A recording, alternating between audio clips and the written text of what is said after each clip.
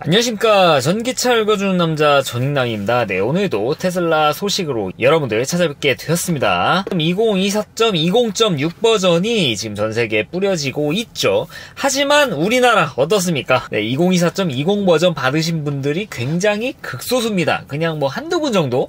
예전처럼 뭐 한 10분 받고 그런 게 아니에요. 진짜 한두 분밖에 안 계시더라고요. 그만큼 우리나라의 이 업데이트 되는 이 속도가 굉장히 느려졌습니다.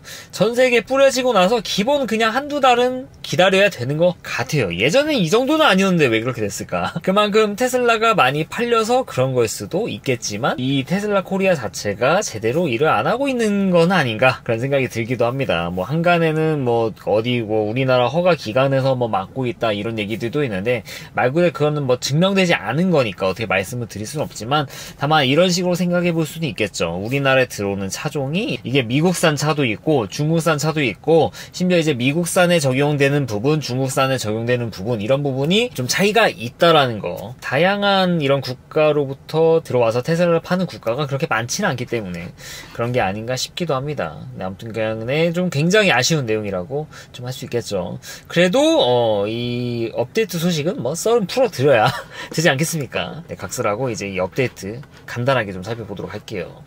자동주차인데 원래부터 자동주차 기능이 있었죠. 어떤 차? EAP, FSD가 장착된 이 옵션을 선택하신 분들은 이미 자동주차가 되는데 제가 뭐 항상 말씀드리지만 이 테슬라의 이 한국에서 쓰는 자동주차는 거의 이거를 쓰라고 만든 건가 예능용인가 아니면 과시용인가 정도로 그렇게 막 쓸모가 있지는 않습니다. 최근에는 이게 좀 좋아졌다 이렇게 말씀하시는 분들이 계시기는 해요. 살짝 좀 개선된 것 같긴 해. 근데 이게 우리나라에서 이렇게 쓰기는 좀 어렵습니다. 왜냐면은 가로 세로 제대로 맞춰서 해주지를 못해요. 살짝 어긋나는 거 봐줄 수 있어 정도가 아니라 그냥 이거는 어디 보배드림에 올라올 것 같은데 수준으로 그렇게 주차를 하는 경우들이 여전히 있습니다. 2024.14 버전 제가 써보고 말씀을 드린 거예요.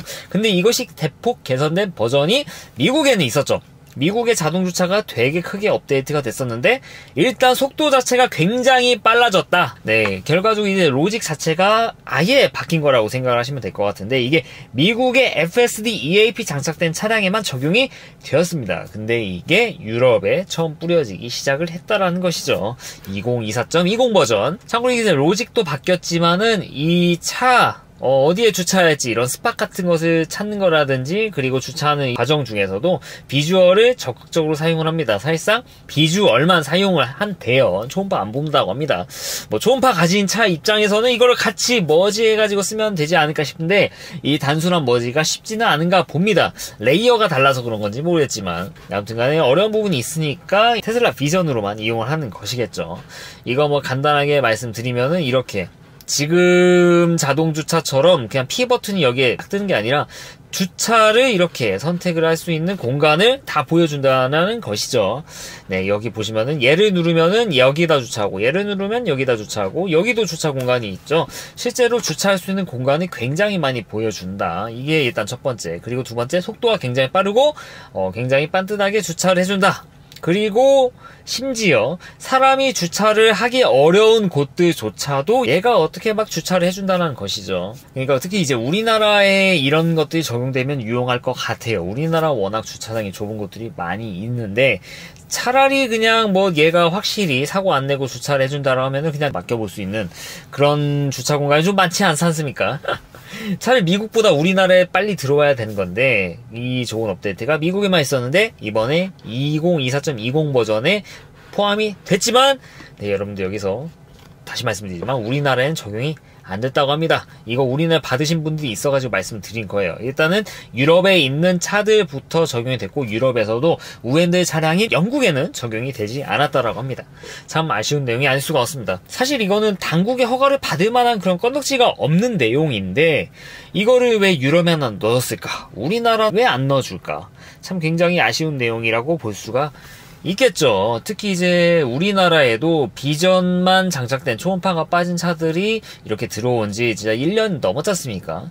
그 차들은 EAP건 FSD건 자동주차도 안 되고 PP주차도 안 되고 스마트 서반도 되지 않아요. 이거 고속도로에서 차선 변경 정도, NOA 정도 되는데, 심지어 이제 중국에서 들어온 차들은 이 NOA도 미국산 차량에 비해서는 약간 좀 아쉽게 쓸 수밖에 없는 모양새죠. 그래서 중국에서 생산된 차량은 솔직히 지금 FSD 넣어야 될지, 솔직히 전 다시 사면 안 넣을 것 같아요. 이거를 제 차에 있는 거를 이전시켜 준다라고 하더라도 지금은 와, 이거 나중에 FSD 되더라도 이거 좀 차이가 있을 것 같은데 싶을 정도로 지금 중국산 차량에 대한 지원이 좀 아쉬운 부분이 있습니다. 그래서 다시 말하자면 지금 어차피 모델 3, 모델 Y는 전부 다 이제 중국에서 들어오니까 모델 3, 모델 Y를 신규로 구매하시는 분들은 EAP나 FSD를 사시는 거는 다시 한번 좀 생각을 해보시는 게 좋습니다. 아무튼간 그렇게 굉장히 아쉬운 부분이 있는데 이게 우리나라에 들어왔어야 되는데 왜 안 들어왔는지 굉장히 안타깝습니다.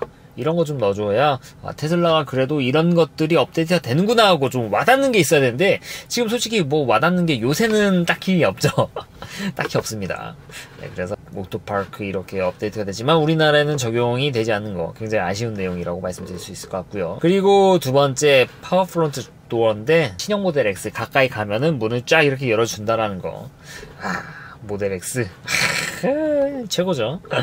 네, 그리고 이제 어댑티브 하이빔 미국산 차에도 적용이 되기 시작되었다라고 합니다. 그 말인즉슨 우리나라에 들어와 있는 미국산 차량들의 중에 이제 매트릭스 헤드라이트가 들어간 차들도 기대를 해볼 수도 있겠죠. 왜냐면은 이게 중국에서 먼저 업데이트가 되고 나서 그 업데이트 버전이 그냥 바로 우리나라에 들어왔기 때문에 이렇게 봤을 때 알 수 있었던 것은 뭐 걸림돌은 없었다라고 좀 말씀을 드릴 수 있을 것 같습니다. 그래서 미국산 차량주 중에 매트릭스 헤드라이트가 장착된 차량을 타고 다니시는 분들 축하드린다 좀 말씀드릴 수 있을 것 같고 제 차는 해당 사항이 없어요.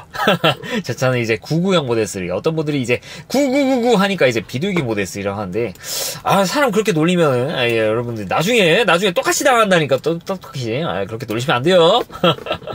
네, 아무튼간에 축하드리고 그리고 이것도 좀 재미있는 게 있습니다. 이제 구형에 들어가던 프로젝션 타입의 이 라이트가 아예 생산을 안 한다라고 합니다. 그러면은 구형차들 이거를 달고 있는 차들이 갑자기 서비스 센터 가가지고 막 갈아야 되는 상황이 있을 때 보증 수리 받을 때 어떻게 해?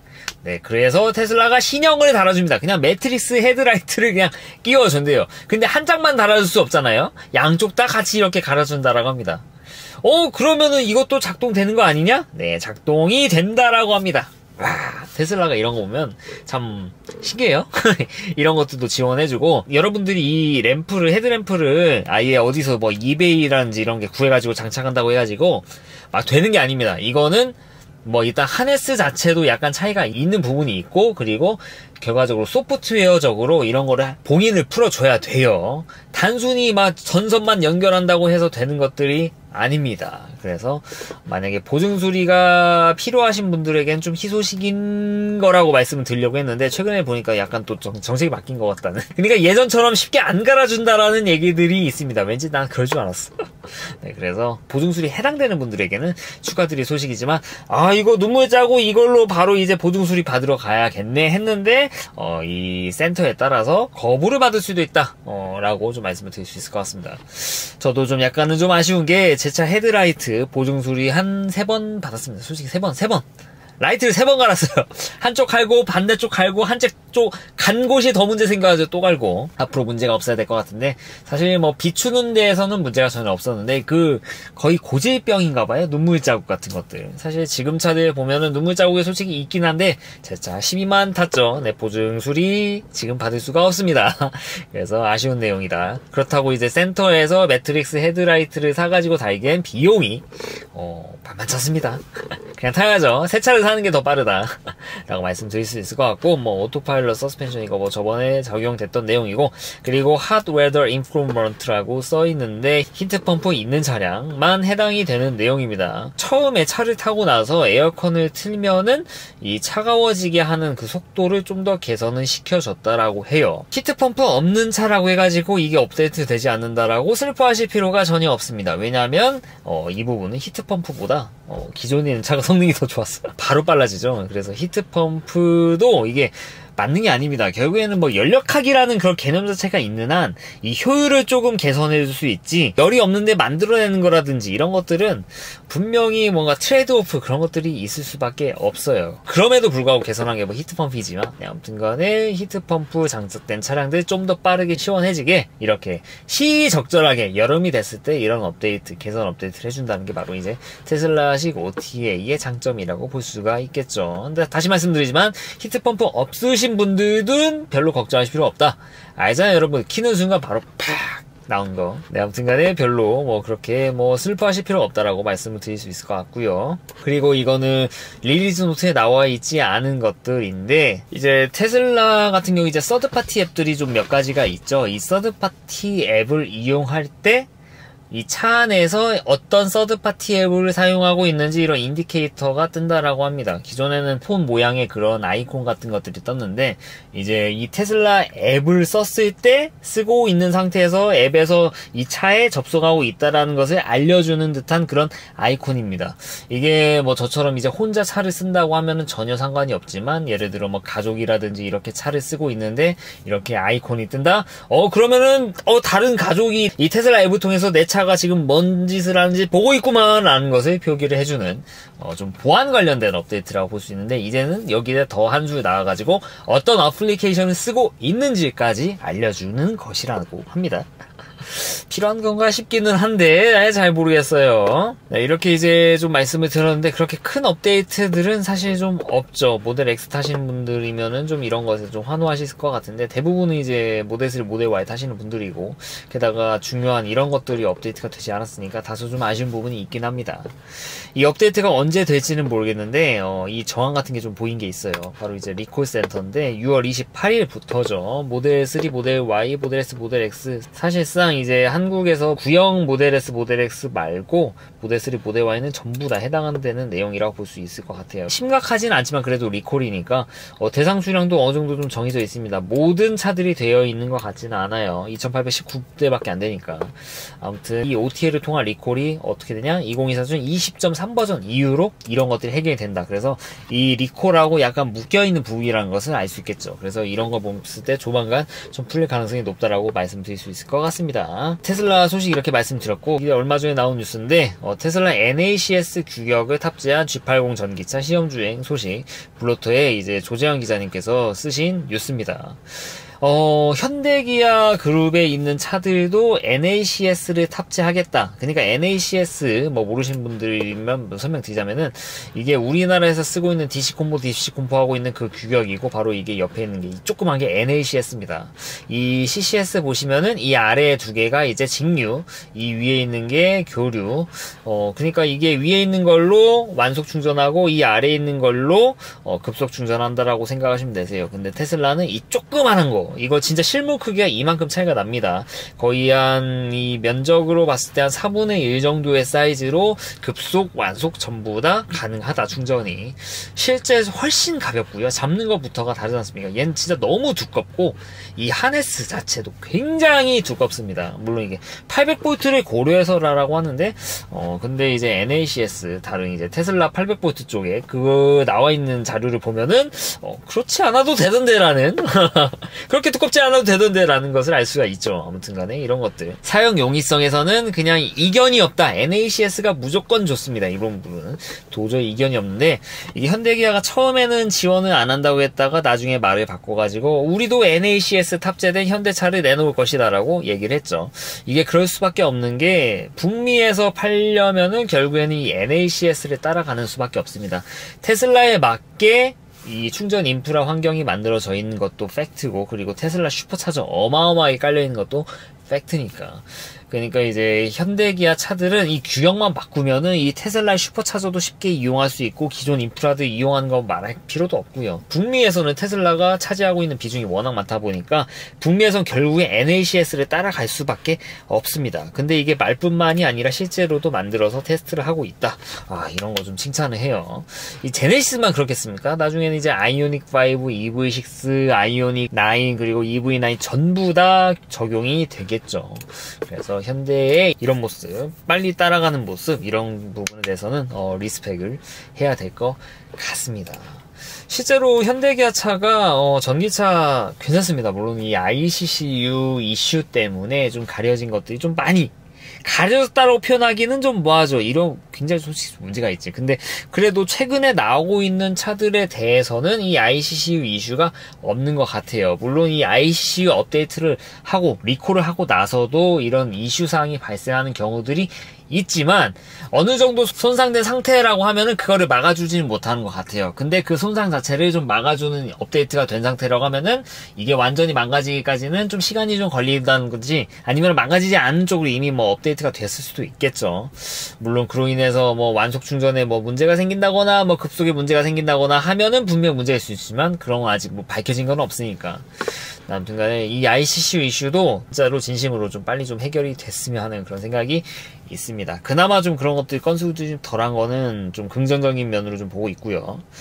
결과적으로 지금 제가 테슬라가 아니면은 이 다른 전기차를 산다라고 하면은 지금 현대기아 전기차 외에는 딱히 뭐 이거다라는 그런 것들이 좀 떠오르진 않아요. 대안이 떠오르지가 않습니다. 그만큼 주행 가는 거리라든지, 그리고 충전 속도라든지, 그리고 주행 보조 시스템, 주행 보조 시스템도 HDA2가 오토파일럿보다 또 좋다라고 하시는 분들이 또 계실 수 있어요. 이거 뭐 개인차게 말씀드릴 수 없지만 그 부분이 저는 좀 아쉽거든요. 아무튼 현대기아차가 정말 잘 따라가고 있다.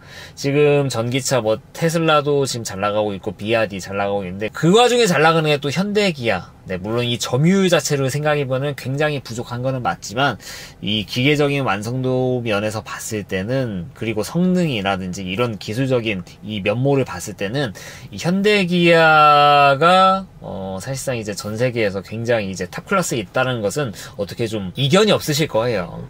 네, 그래서 그런 부분에 봤을 때는 굉장히 다행이다라는 생각이 듭니다.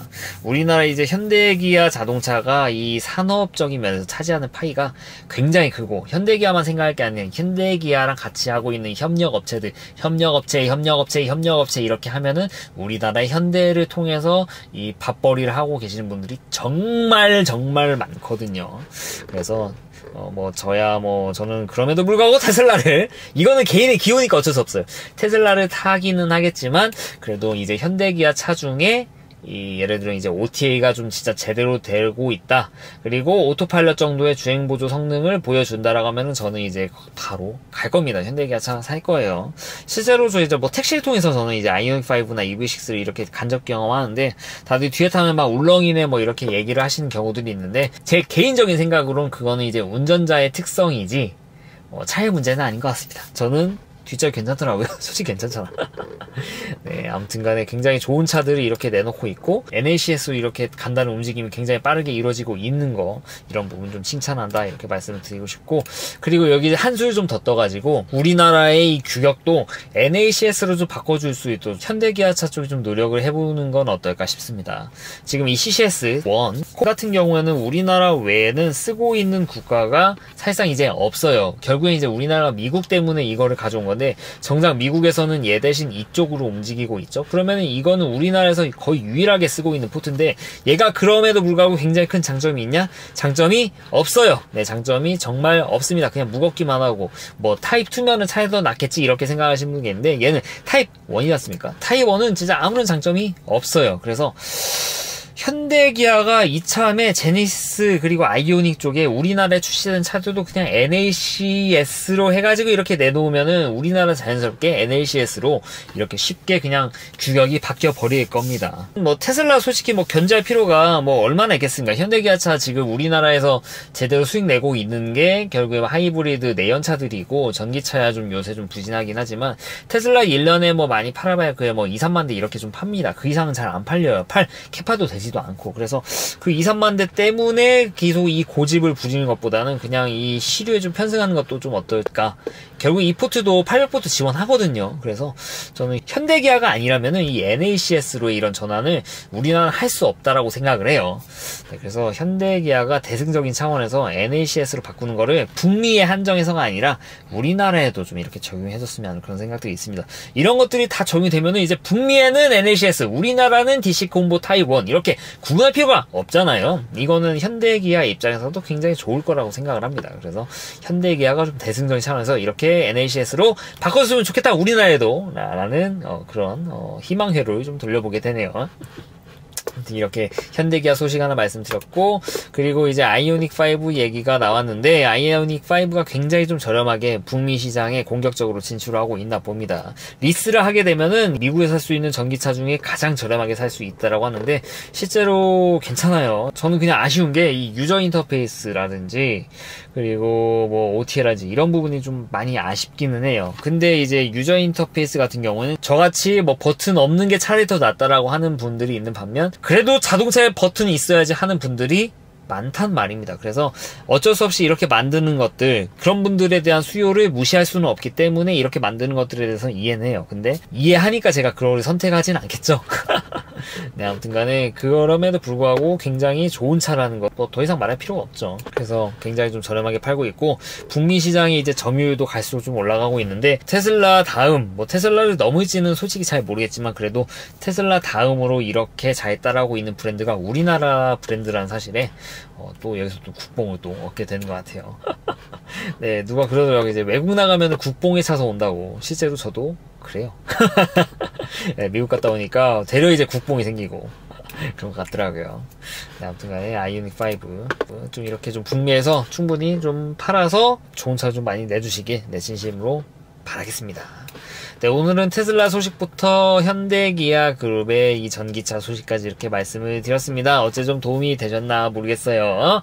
네, 이상 전기차 읽어주는 남자 전인남이었습니다. 앞으로도 유익한 주제를 가지고 여러분들 찾아뵙도록 할 테니까 좋아요와 구독 부탁드리도록 하겠습니다. 네, 긴 영상 시청해 주셔서 대단히 감사합니다.